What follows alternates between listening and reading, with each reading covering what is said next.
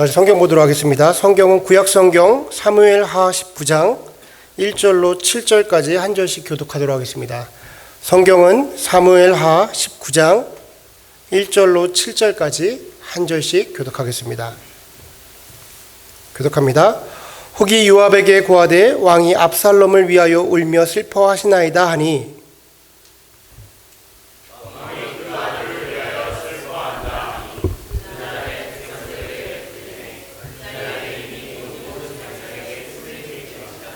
그날의 백성들이 싸움에 쫓겨 부끄러워 도망함같이 가만히 성으로 들어가니라.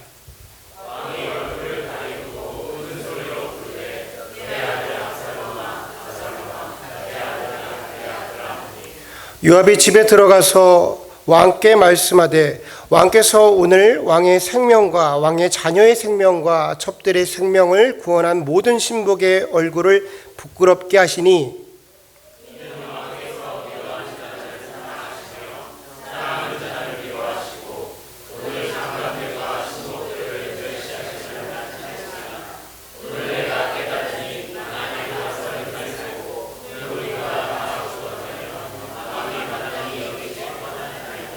다 같이 읽습니다. 이제 곧 일어나 나가서 왕의 신복들의 마음을 위로하여 말씀하옵소서.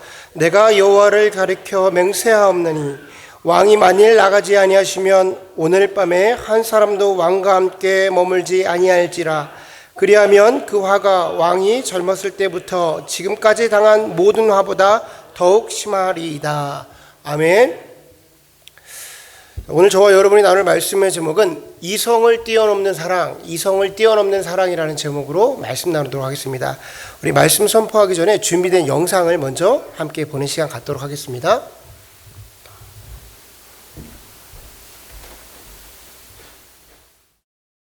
오늘 제목을 이렇게 생각해봤습니다. 이 세상에서 가장 아름다운 영어 단어는 무엇입니까? Beautiful. 혹시 아십니까? No. 제가 말씀드릴게요. 가장 아름다운 영어 단어가 마더, 어머니입니다. 이것이 이 세상 가장 아름다운 영어 단어로 앙케이트 조사가 되었습니다. 두 번째 가장 아름다운 영어 단어가 father 같으면 얼마나 좋겠습니까? father 아니고 patient, 열정, 정열입니다. 열정, 정열. 세 번째 가장 아름다운 영어 단어가 father 같으면 얼마나 좋겠습니까? smile, smile. 네 번째 가장 아름다운 영어 단어가 father 같으면 얼마나 좋겠습니까? 아, 야, 아빠는 이게. 아까 전에 말한 love, 사랑입니다. 또 안 나와. 아빠는 언제 나오는 여러분 놀라지 마십시오. 다섯 번째도 아버지가 없었습니다. 열 번째도 father가 없었습니다. 더 놀라지 마십시오. 70번에 가도 father가 없었습니다. 그래 때려치워버렸습니다. 우리 아버지들은 충격인데. 죽읍시다. 조현기 죽읍시다. 충격이네. 고수님들 죽읍시다. 여자 빼고는. 여러분요. 저는 1945년 해방동입니다. 우리 누나들하고 저하고 일본에서 태어났습니다. 일본 어디서 태어났냐면 여러분 히로시마 아시죠? 원자 폭탄들 히로시마. 태어났는데 미국 폭격이 와서 폭탄을 내려버렸어요. 아침 식사하다가 아버님이 놀라서 숟가락을 놓고 탁 튀었습니다. 튀면서 돌아보면서 어머님 보고 빨리 따라오라고. 그때 그 당시에 저는 어머니 뱃속에 있었습니다. 9개월 때 있었습니다. 큰 누나 4살, 둘째는 2살인데 돌아보는 순간 깜짝 놀랐습니다. 우리 어머님이 큰 무거움을 이끌고 우리 누나들을 뒤치는 거예요. 아버님 튀어 달아나고 있고 혼자 튀어 달아나고 돌아보는 순간 아버님이 전쟁터에 처자식을 버리는 에베린 실전쟁, 전쟁터에 자식을 버리는 의미는 없구나. 앞으로 폭격이 떨어지면 다시는 안 달아나야지. 그런데 그 다짐도 멀리 가지 않았습니다. 제가 한국에 와서 내가 45살에 6.25가 터졌습니다. 우리 어머님이 이렇게 침을 흘리고 바로 뒤에 5살 제가 걸어갔습니다. 그 뒤에 둘째 누나, 마지막에 큰 누나도 침을 이렇게 지고 가는데 수류탄이 날아왔습니다. 팍 날아오니까 아버님이 지게를 지고 이쪽에 수로에 처박혀 붙습니다. 탁 처박혀서 탁 보니까 주사식이 안 보이거든. 이거 어떻게 됐나? 올라가니까 세상에 우리 어머님이 뭐 다 버려버리고 우리 자식 새를 품에 안고 이쪽에 쓰러지는 거예요. 아버님이 혼자 이쪽에 처박혀. 뭐야, 수류탄이. 위급한 상황이 벌어지면 엄마는 자기 몸은 보이지 않습니다. 옛날에 제 돌때쯤 되어서는 홍역이 아주 심했습니다. 저도 병에 걸려서 죽게 되었습니다. 거의 완전히 죽었습니다. 우리 아버님은 찌개를 쥐고 삽을 가지고 저를 산에 파묻기 위해서 마루에 앉아 있었습니다. 우리 어머님은 밤새 끝을 품에 안고 있었습니다. 아버님이 가마니를 가져와서 나를 둘을 말아가지고 이제 산을 가기 위해서 문을 탁 열면서 아버님이 죽은 자식 품에 안아서 못하느냐, 빨리 내놔라. 부모 앞에 죽는 자식은 자식도 아니야. 근데 우리 어머님은 그를 품에 탁 안고 울부짖으면서 이렇게 하더랍니다. 하나님이 살아계신다면 내 아들을 살려주십시오. 그러면서 마지막 가는 그 길을 자식을 보내기 위해서 혀를 가지고 내 얼굴을 참 핥더라고요. 그 내 얼굴에 종기가 나와서 고름이 났는데 그걸 우리 어머님이 계속 핥는 거예요. 근데 여러분, 세상에 이게 웬일입니까? 제 갑자기 얼굴에 생기가 돌아오더래요. 손가락을 움직이기 시작하더래요. 그래서 제가 살았습니다. 그래서 이거 살아서 이거 써 있잖아요. 어머님이 자식에 대한 그 가슴 뜨거운 그 사랑, 죽어가는 생명을 살리신 것입니다. 어머님의 사랑에는 바로 기적이 일으켜요. 부모님을 살아주실 때 고맙게 전하십시오. 저는요, 우리 어머님 평생 안 죽은 줄 알았어요. 내가 같이 평생 같이 살 줄 알았는데 어느 날 홀론이 떠나시더라고요. 오늘 이별에 대해서 지금 이 황금말을 여러분, 이별을 계속 많이 느꼈을 겁니다. 이별 중에 눈물이 가장 많은 것은 어머님을 떠나보낼 때입니다. 자식을 떠나볼 때는 상처가 너무 커서 눈물이 나지 않습니다. 그래서 여러분, 부모님을 살아계실 때 부모 자식 간에 따뜻한 사랑을 원 없이 나누시기를 바랍니다. 감사해요.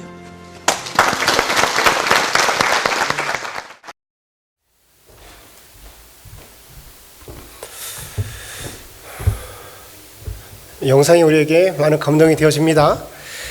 솔직히 이 영상만으로도 어버이 주일 설교가 충분하다라고 생각을 해요. 더 이상의 설명이, 더 이상의 설교가 필요하겠는가라는 생각도 하지만 또 제 일이 있으니까 또 저도 진행을 해야겠지요.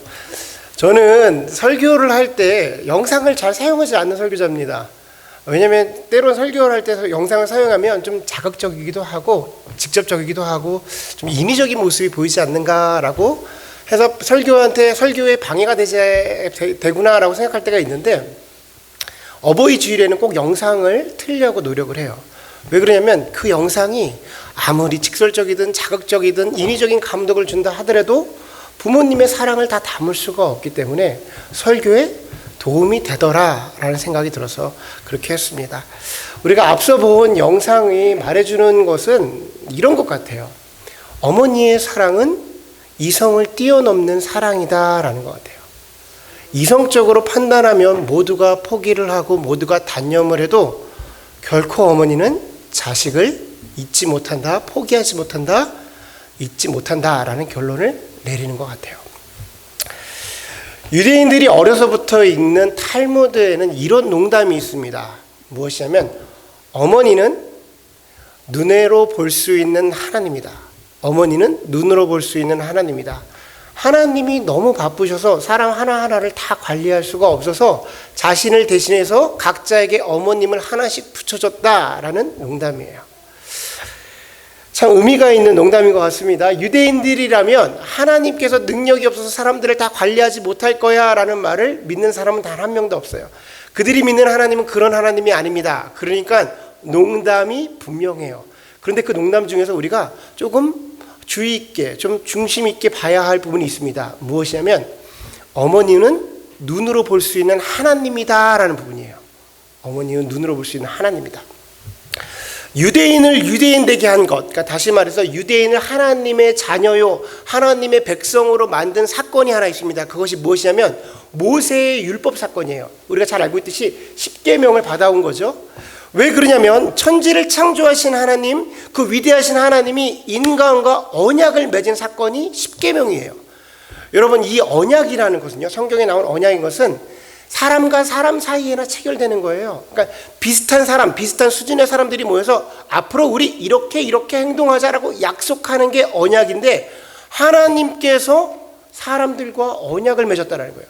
하나님은 그러실 필요가 없습니다. 왜냐하면 하나님은 창조주이시기 때문이에요. 우리는 피조물이기 때문에 하나님께서 그의 지위를 가지고 권위를 가지고 말씀만 하시면 되는데 우리와 언약을 맺으셨다는 거예요. 특별히 이스라엘을 선택하시고 이스라엘과 언약을 맺으셨습니다. 그러니까 이 주이시들이요, 이것에 대해서 율법에 대해서 끔찍히 하는 거예요. 끔찍히 지키는 거예요. 왜냐? 하나님에게 선택받은 증거가 되기 때문에 율법을 그렇게 지켜나가는 겁니다. 그래서 그 10가지밖에 안 되는 계명을 쫙 늘려서 613가지로 세부 사항을 만들어서 지금껏 안식일에는 차도 타지 못하고 불도 켜지 못하고 끄지도 못하고 저렇게 살아가고 있는 모습인 거예요. 그런데 보십시오, 여러분. 우리가 잘 알고 있듯이 이 십계명은요, 그러니까 십계명은 두 가지의 돌판으로 만들어졌는데 이 십계명을 두 개로 딱 나누면 두 가지로 탕탕 나눠줄 수가 있어요. 예수님 당시에 율법사들이 예수님에게 골탕을 먹이려고 이렇게 질문을 합니다. 예수님, 그 613가지의 계명 중에서 뭐가 첫 번째 되고 뭐가 가장 큰 계명입니까? 라고 물어봐요. 근데 여러분, 율법은요, 경중이 없어요. 그러니까 예수님께서 무엇이라고 말하는 순간 바로 함정에 빠지는 거예요.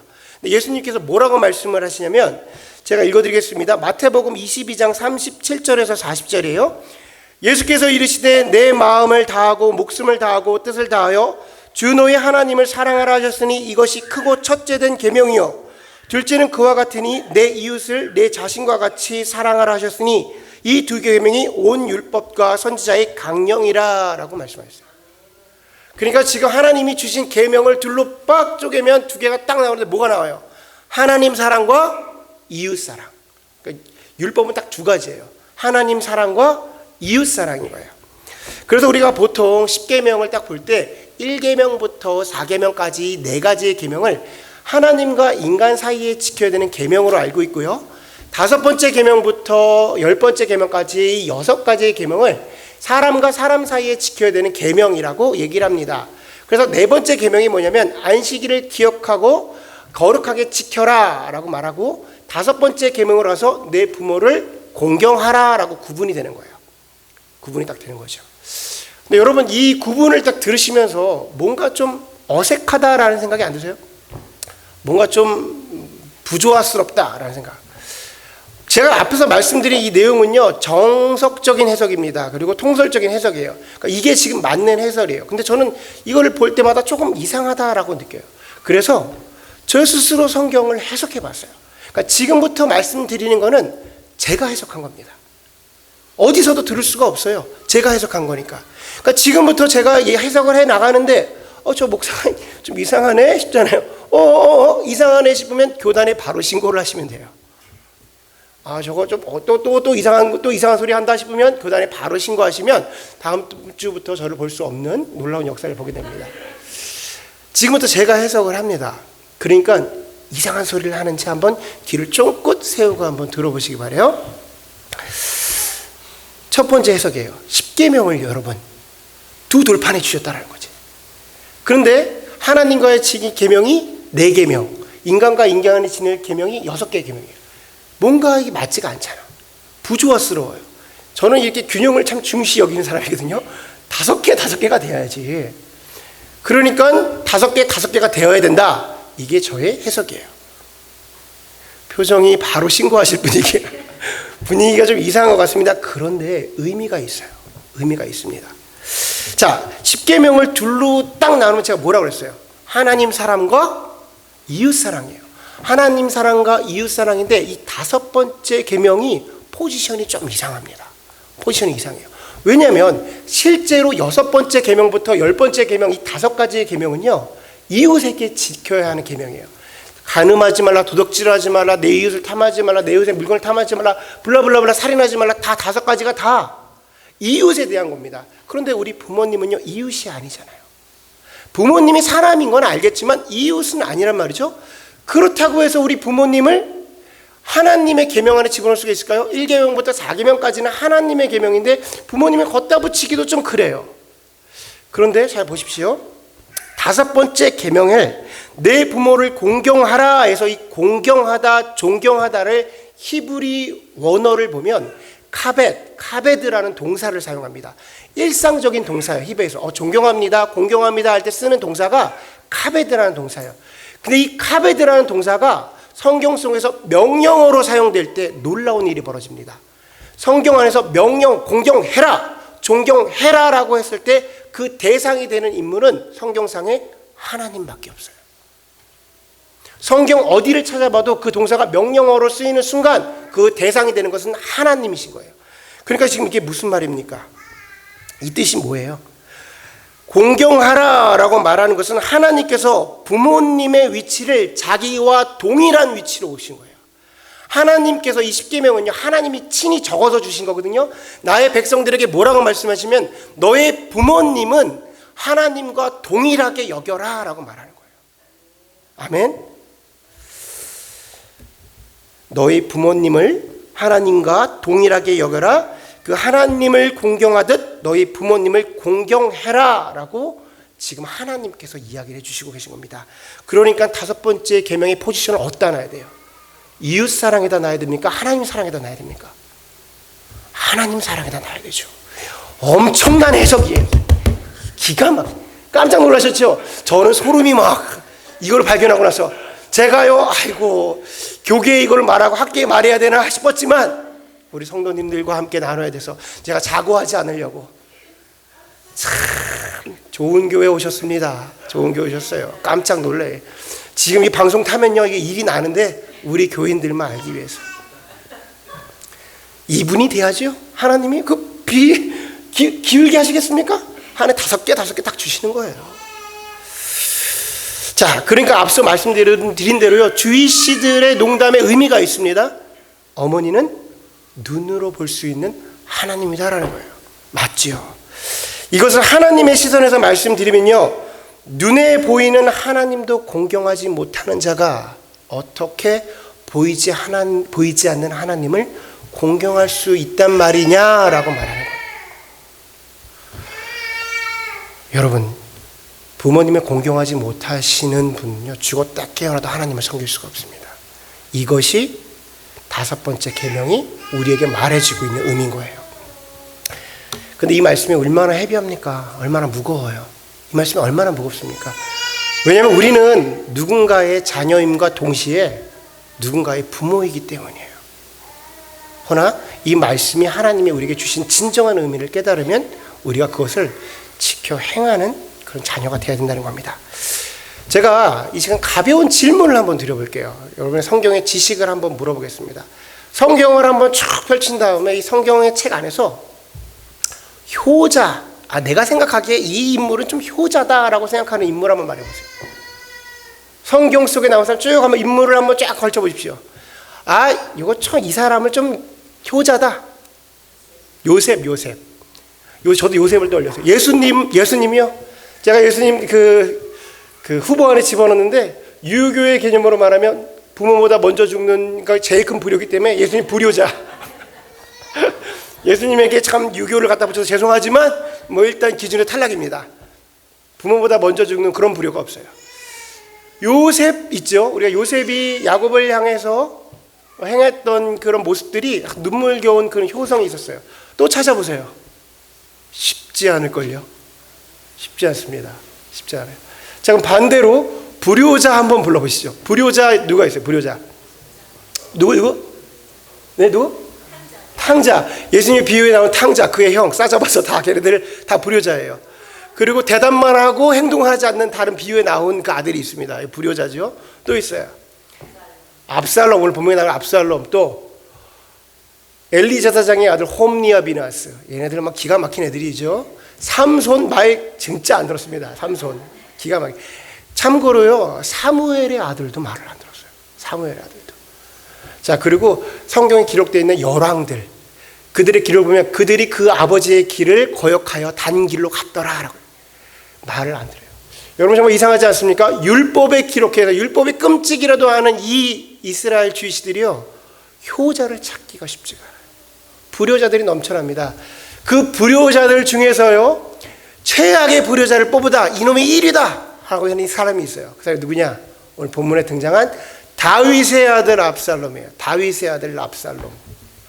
이 압살롬 그러면요, 잘 아시는 분들도 있지만 교회에서 압살롬을 잘 모르시는, 이 인물에 대해서 모르는 분들이 되게 많아요. 다윗의 아들임에도 불구하고 압살롬이라는 인물을 좀 어색해 하시는 분들이 있어요. 제가 압살롬이 어떤 사람인지에 대해서 지금 잠깐 스토리를 얘기해 드릴게요. 그러니까 지금 들으시면 압살롬은 끝나요. 이 인물은 이런 사람이구나 딱 떨어지는 겁니다. 압살롬은요, 다윗의 셋째 아들입니다. 다윗의 셋째 아들 마아가라는 여인과 함께 헤브론에 있을 때, 헤브론 왕정시대 때 낳았던 셋째 아들이에요.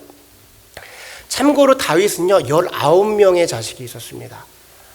그러니까 첩도 많고 후궁도 많이 있어서 자식들이 우리가 알지 못하는 자식들도 많이 있었어요. 우리나라 속담에 가지 많은 나무에 바람 잘 날 없다라는 표현이 있어요. 그것처럼 다윗에게도 많은 자녀들로 인해서 많은 일들이 있었습니다. 그 많은 사건 중에 대표적인 사건이 바로 이 압살롬의 사건이에요. 압살롬. 자, 이 원래 다윗의 장남은 암논이라는 인물이에요. 암논, 그러니까 압살롬에게는 이복 형입니다. 이복 형제죠. 근데 이 암논이요, 압살롬의 친누이인 다말을 사랑하게 돼요. 다말을 사랑해서 자기가 갖고 있는 그 욕정을 이기지 못하고 그 다말을 겁탈하는 일이 벌어집니다. 그러니까 압살롬이 이 사건을 듣고 나서 마음속에 증오를 넘쳐나게 돼요. 그거를 품고 2년 동안 아무 일도 없는 것처럼 지내다가 2년 후에 암논을 자기의 연회장으로 초대를 해요. 그러고 나서 그 연회장에서 자기 친구들과 그 암논을 처참하게 살해하는 일이 발생합니다. 죽여버린 거죠. 이 모든 사건을 다윗이 알게 되자 압살롬이 두려움에 놀라서 도망을 하게 되는데, 어디로 도망가냐면 그의 외갓집으로 도망을 해요. 이 외갓집이 어디냐? 외갓집이 누구냐면, 그러니까 엄마 마아가의 아버지가 누구냐면 구슬 땅의 왕인 달미라는 사람이에요. 그러니까 이 마아가가 공주님이었던 거야. 자, 다윗이 얼마나 화가 났냐면 이복 동생이 장남을 죽였어요. 그리고 도망간 곳이 어디냐면 장인의 왕국으로 도망간 거라.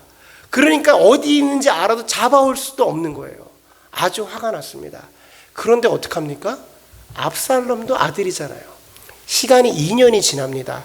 죽은 아들은 죽은 아들이고, 또한 그 압살롬도 아들이기 때문에 그 압살롬이 예루살렘으로 돌아와요. 근데 그 돌아오는 일을 군대 장관 요압이 너무나도 못마땅하게 생각하는 거야. 반대를 합니다. 그래서 철저하게 반대를 해요. 왜 그러냐? 요압은 충성된 종이었어요. 그래서 왕의 위신이 흔들리는 일을 하면 안 된다고 말한 겁니다. 허나 압살롬이 예루살렘으로 들어옵니다. 그 대신 다윗이 2년 동안 압살롬을 대면하지 않아요. 이 일에 불만을 가져서 압살롬이 요압, 그러니까 군대장관 요압 집에 불을 지릅니다. 밀밭에 불을 질러서 다 타버린 일이 벌어져요. 그리고 나서 그때부터 어떤 마음을 먹냐면 압살롬이 아버지의 나라를 탐하는 일이 벌어집니다. 저 나라를 내가 가져버릴 거야 라고 생각을 하게 돼요. 자, 성경의 기록으로 보면요, 압살롬은요 그 외모가 아주 출중합니다. 성경의 기록만으로, 그 외모를 표현한만으로 압살롬을 당할 자는 아무도 없어요. 그 머리가 얼마나 길었는지 표현을 한 10kg가 됐다고 표현해요. 약간 과장된 것 같아요. 머리가 금발에 길어가지고요 꽃미남인데 윤기가 그리고 비단 같았다라고 표현합니다. 그러니까 기가 막힌 거죠. 그리고 또 하나의 엄청난 재능이 있었는데 뭐가 있었냐면 언변에 뛰어난 사람이었어요. 말을 아주 잘하는 사람인 겁니다. 그러니까 이런 거죠. 아버지는 다윗 왕, 엄마는 구슬 땅의 공주, 할아버지는 구슬의 왕, 그리고 외모는 아주 출중한 데다가 입만 열면 그 매력에 빠져드는 사람이 압살롬이었어요. 이 압살롬이 그 하나님이 주신 능력을 가지고 무엇을 하기 시작하느냐? 다윗의 신복들을 꼬시기 시작합니다. 이간질을 하기 시작하는 거예요. 그런데 그것에 다 넘어가는 거예요. 그래서 결국엔 다윗의 그 신복들이요, 다윗을 배신하기 시작해요. 그리고 시간이 지나서 그 아버지를 향해서 구테타를 일으킵니다. 구테타를 일으켜요. 전쟁을 벌이는 거죠. 전쟁을 벌이는데 결국 어떤 일이 벌어요? 다윗이 그 다윗 성읍에서 쫓겨나는 일까지 벌어져요. 근데 이 일이 벌어진 이유는 뭐냐면 다윗이 압살롬과 싸움을 피해버려요. 실제로 만약에 압살롬과 싸움을 했다면 압살롬의 군대 정도는 충분히 제압할 수 있는데 자기 아들과 싸우기 원치 않아서 압살롬을 피합니다. 아버지의 마음인 거죠. 그리고 떠나가는 그 아버지를 향해서 압살롬이 무엇을 하냐면 백주 대낮에 성에 올라가서 아버지의 첩들을 강간하는 사건을 벌어들여요. 폐륜이 벌어진 겁니다. 이보다 악한 놈은 없어요. 성경의 기록 이보다 악한 행위를 한 아들은 없습니다. 그게 압살롬이에요. 결국엔 시간이 지나서 아무것도 하지 않는 다윗왕을 보면서 그의 부하들 요압과 그 충성된 제자 후세라는 인물이 압살롬과 싸움을 하려고 계획을 세웁니다. 그리고 실제로 전투를 나가요. 그 전투를 나가는 요압을 불러놓고 다윗이 한 말이 있습니다. 내 아들 압살롬을 절대 죽이지 마라. 지금 상황이 이 모양으로 돼가는데도요, 다윗이 그 요압을 앉혀놓고 뭐라고 말해요? 내 아들 압살롬을 죽이지 마라 라고 말해요. 그러나 압살롬은 결국 군대장관 요압과 그의 부하들에 의해서 처참한 죽음을 맞이합니다. 그리고 그 내용이 이어진 것이 오늘의 본문이에요. 우리 이런 관점에서 오늘의 본문을 한번 읽어보도록 하겠습니다. 1절에서 7절까지 우리 한 절씩 읽도록 하겠습니다. 시작.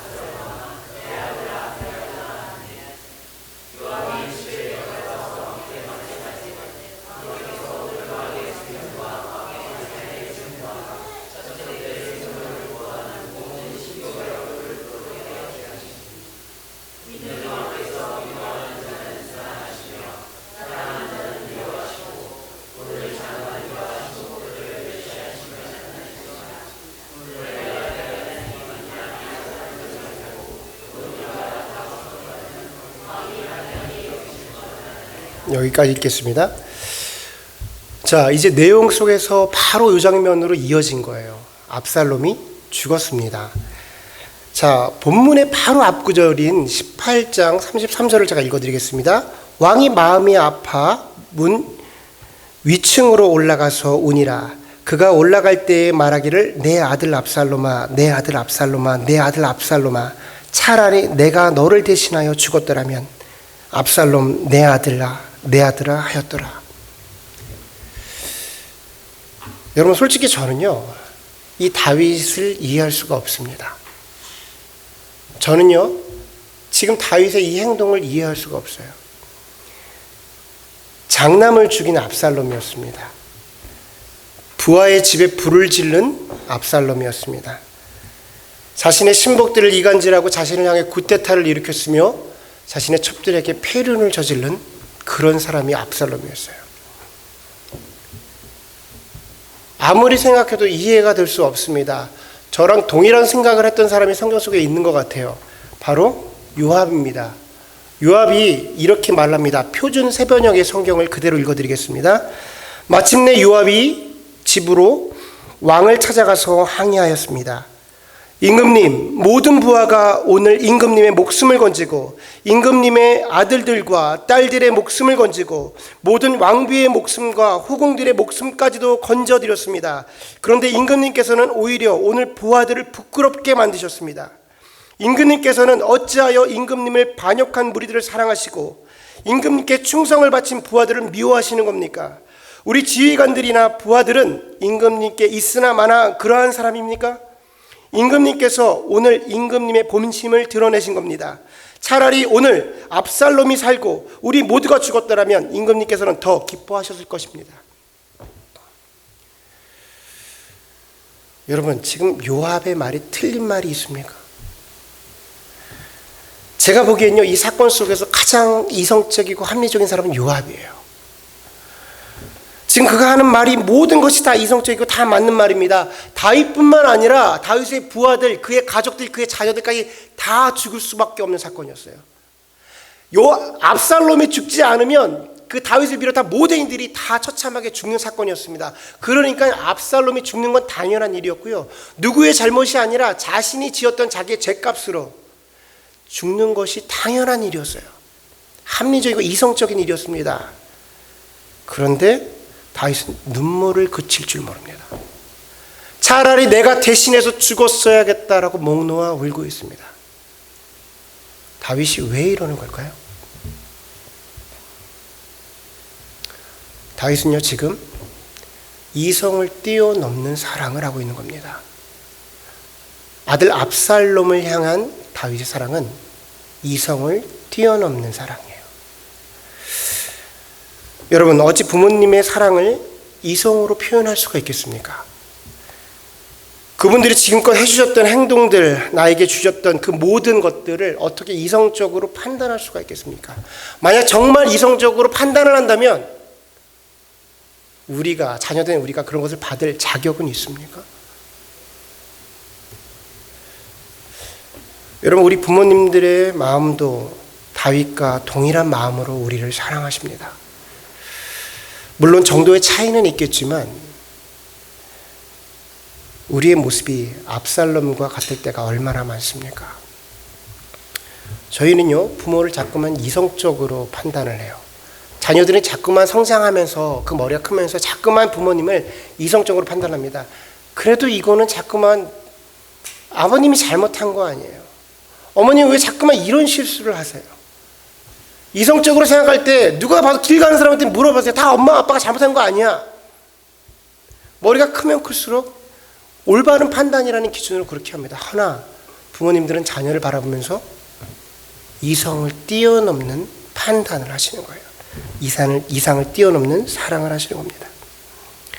그래서 부모님을 눈에 보이는 하나님이라고 말한 것 같습니다. 그래서 하나님께서 부모를 공경하라 했을 때 그 부모의 위치를 하나님과 동일한 위치에 두신 것 같습니다. 왜냐? 하나님께서 우리를 사랑하심이 이성을 뛰어넘는 사랑이셨기 때문이에요. 하나님께서 우리를 사랑하심도 이성을 뛰어넘는 사랑입니다. 우리가 하나님의 자녀이지만 정작 우리의 행동이 압살롬과 같을 때가 얼마나 많습니까? 나의 유익만을 위해서 때론 나에게 주신 능력을 가지고 이 땅에서 나를 위하여 사용할 때가 얼마나 많습니까? 하나님의 자녀인데 하나님의 간섭을 거부하고 하나님의 뜻 밖으로 나아간 압살롬과 무엇이 그렇게 다릅니까? 그런 우리를 위해서 하나님께서는요, 대신 죽으셨어요. 다윗은 압살롬아 내 아들아 내가 대신 죽었어야 했는데 라고 말만 했지만 하나님께서는 육신을 입고 이 땅에 오셔서 십자가에 못 박혀서 우리를 위해서 대신 죽으셨습니다. 이성적으로는 도저히 이해할 수 없는 사랑입니다. 하나님께서는요, 그의 놀랍고 엄청난 사랑을 부모님들에게 동일하게 부여해 주신 것 같습니다. 그래서 부모님은 눈으로 볼 수 있는 하나님이다라고 말을 하는 것 같습니다. 눈에 보이는 하나님을 공경하지 못하는데 어떻게 눈에 보이지 않는 하나님을 섬길 수가 있겠습니까? 그 말 자체가 형성되지가 않는 거예요. 그래요. 저 앞에 있는 설교자는 사실 인생의 길이가 그렇게 길지 않아서 각 가정마다 겪고 있는 상황을 다 이해할 수는 없습니다. 앞에서 어떠한 이론적인 모습으로 부모를 이렇게, 자녀에게 이렇게라고 말을 하지만 사실 부모와 자녀의 관계를 어떻게 딱 잘라 말할 수가 있겠습니까? 그 가정마다, 그 상황마다 미묘하게 걸쳐있는, 누가 누구에게 잘못을 한지도 모르는데 이미 시간이 지나서 연락도 하지 못하고 단절되어 있는 모습들이 각 가정마다 얼마나 많이 있습니까? 때로는 온전하지 못한 부모를 만나 건강하지 못한 사랑을 받는 자녀들도 많이 있습니다. 모두에게 상황은 다 다를 것입니다. 그렇지만 오늘 우리는 말씀을 먼저 들은 자로서 우리가 먼저 행동했으면 좋겠습니다. 우리가 먼저 말씀을 들은 자로서 다가가 전화하시고요. 다가가서 그 부모님을 만나시길 바랍니다. 자신이 혹 압살롬과 같은 자녀였다면 용서를 구하시고요. 자신이 혹 건강한 부모가 아니었다면 하나님의 마음으로 자녀를 용서해 주셨으면 좋겠습니다. 그것이 말씀은 들은 자, 하나님의 자녀로서 또한 5번째 계명을 받은 우리가 해야 할 일입니다. 말씀을 마치겠습니다. 부모님은 눈으로 볼 수 있는 하나님입니다. 이것이 성경이 말하는 부모님입니다. 바라기는 우리 참 좋은 교회 모든 성도님께서 하나님 보시기에 참 좋은 자녀요, 참 좋은 부모가 되어서 하나님의 기쁨이 넘쳐나는 가정을 이루시는 그런 귀한 성도님 되시기를 주님의 이름으로 축원합니다. 아멘. 우리 이 시간에 찬양을 부르시고 함께 주님께 기도하는 다짐의 시간을 갖도록 하겠습니다. 우리 이 시간에 다 같이 자리에 일어나셔서 찬양하는 시간 갖도록 하겠습니다.